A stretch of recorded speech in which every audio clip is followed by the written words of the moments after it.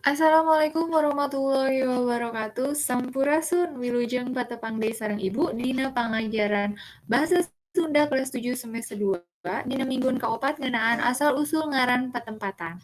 Sateacana urang mendarikeun materi ieu leuwih jauh, hayu urang sami-sami ngadoa heula sateacana diajar.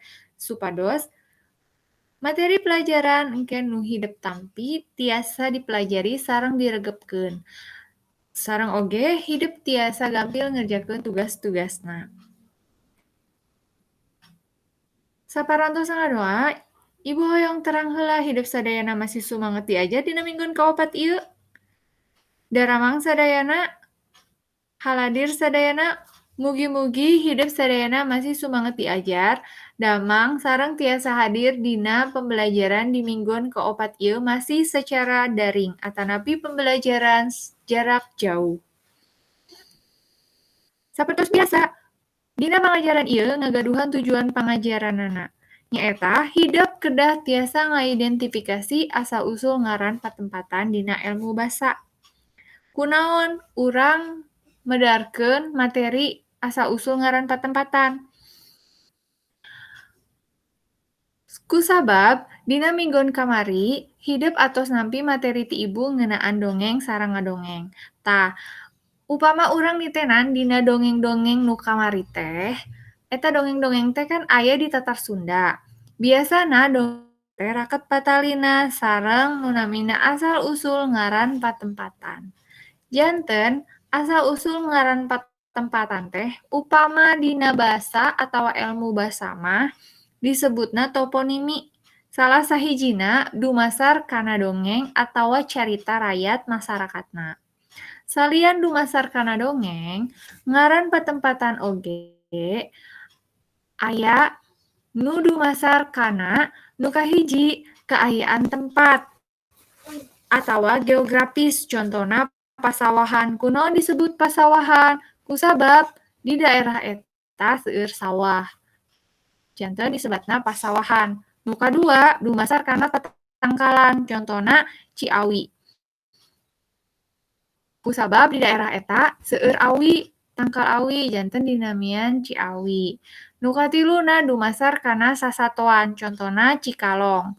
Nu kaopat dumasar kana barang, contona Cibatu. Nu kalima dumasar kana cai, contona Ciherang. Salian ti Ciherang aya oge nami daerah Cihideung. Teras nu kagenepna dumasar kana kajadian anu kungsi aya di eta tempat, contona Dago Jawa. Nu katujuh dumasar kana kabiasaan, contona parakan. Nu kadalapan ngaran jelema, contona kranggan. Nu kasalapan dumasar kana ngaran tempat anu aya patalina jeung pagawean atawa patukangan, contona lieu.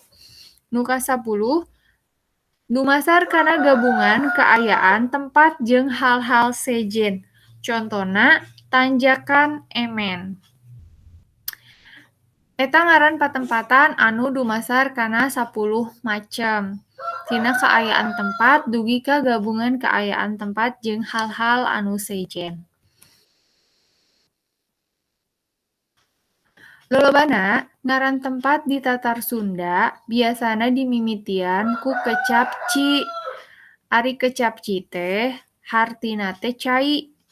Eta teh nandakeun yen di tatar Sunda mah subur jeung henteu hese ku cai. Salian ti eta oge yen urang Sunda mah henteu bisa jauh tina cai. Sapertos materi eta hideuk paham? Upami paham alhamdulillah, upami aya anu henteu ngartos, hideuk sadayana tiasa naroskeun via WA grup Mapel Sunda kelas 7. Tah sareng aya hiji deui, hideuk sadayana ulah hilap. Eusian daftar hadirna sareng kerjakeun tugas di handapna anu aya dina alamat link anu di-sharekeun ku Ibu di WA grup Mapel Bahasa Sunda kelas 7. Tong hilap nya, teras sing getol diajarna, tong males-malesan.